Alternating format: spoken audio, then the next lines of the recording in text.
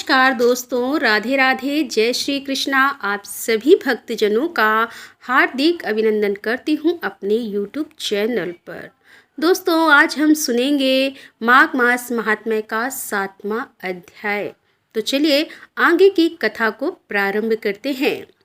दत्तात्रेय जी बोले कि हे राजन, दूत के साथ स्वर्ग जाते हुए विकुंडल ने पूछा कि हे धर्मराज, मेरा संचय दूर करने के लिए यह बताओ कि हम दोनों भाइयों को इस प्रकार अलग अलग क्यों फल मिला है। हम एक ही कुल में पैदा हुए, एक ही साथ रहे, एक ही साथ जीवन व्यतीत करते रहे, एक से कर्म किए और एक ही तरह से मृत्यु को प्राप्त हुए। उसकी बात को सुनकर धर्मदूत बोला कि हे विकुंडल, माता पिता भाई बहन आदि कर्मानुसार ही मिलते हैं। जिस प्रकार एक ही वृक्ष पर भांति भांति के पक्षियों का समूह निवास करता है, उसी प्रकार एक परिवार में सभी तरह के लोग एकत्रित हो सकते हैं, परंतु प्रत्येक प्राणी को अपने कर्म का फल स्वयं भोगना पड़ता है। अच्छे कर्म से प्राणी को स्वर्ग और बुरे कर्मों से नरक की प्राप्ति होती है। उसी प्रकार अपने कर्मों से नरक भोगने वाला तुम्हारा भाई गया है और तुम अपने पुण्य कर्मों के कारण स्वर्ग को जा रहे हो। तब विकुंडल बोला कि हम दोनों भाई सदैव साथ साथ रहते थे, दोनों ही एक समान पापी कर्म करते थे और भोग विलास करते थे। तब ऐसा कौन सा कर्म है जो मुझे स्वर्ग मिला है। यह बात सुनकर उस देवदूत ने कहा कि तुमने जो पुण्य किया है उसे मुझसे सुनो। हर मित्र का पुत्र सुमित्र, जो तुम्हारा साथी था, यमुना के तट पर आश्रम बनाकर रहता था और वेद पाठ करता हुआ हरि चरणों की आराधना करता था। उसके कहने पर तुमने 2 बार माघ स्नान किया था। समस्त पापों को नष्ट करने वाली यमुना के जल में माघ स्नान करने के कारण तेरे समस्त पाप नष्ट हो गए और तुझे दिव्य सुखों वाला स्वर्ग प्राप्त हुआ।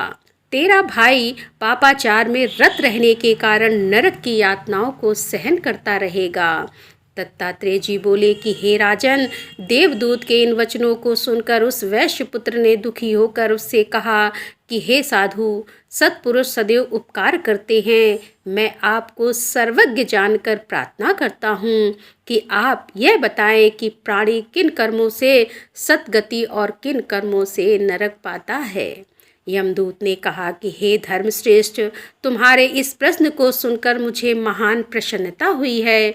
महर्षि, मेरे पास समय का अभाव है, तथापि मैं तुम्हारे इस सुंदर प्रश्न का उत्तर अवश्य दूंगा। जो मन वचन कर्म द्वारा कभी किसी प्राणी को कष्ट नहीं पहुंचाते, वे निश्चय ही स्वर्ग जाते हैं। हिंसा करने वाला वेद पाठ दान तप यज्ञ किसी भी कर्म से सद्गति प्राप्त नहीं करता। अहिंसा समस्त धर्मों का मूल है। धर्मात्मा जन छोटे छोटे जीवों को भी रक्षा करते हैं, उनको नरक नहीं देखना पड़ता। जो मांसाहारी हैं, जीवों की हत्या करते हैं, उनको नरक में रक्त स्नान करना होता है। जो मांस खाते हैं, कीड़ों को कष्ट पहुंचाते हैं, वे नाना प्रकार की पशु योनियों का सेवन करते हैं। मनुष्य जीवन पाकर भी अपंग और दरिद्री रहते हैं। इसीलिए मनुष्य को चाहिए कि प्रत्येक जीव पर दया करे और किसी को नहीं सताएं। तो दोस्तों, यहीं पर माघ मास महात्म्य का 7वें अध्याय का समापन करते हुए इसके आगे की कथा लेकर हम आपके सामने फिर उपस्थित होंगे।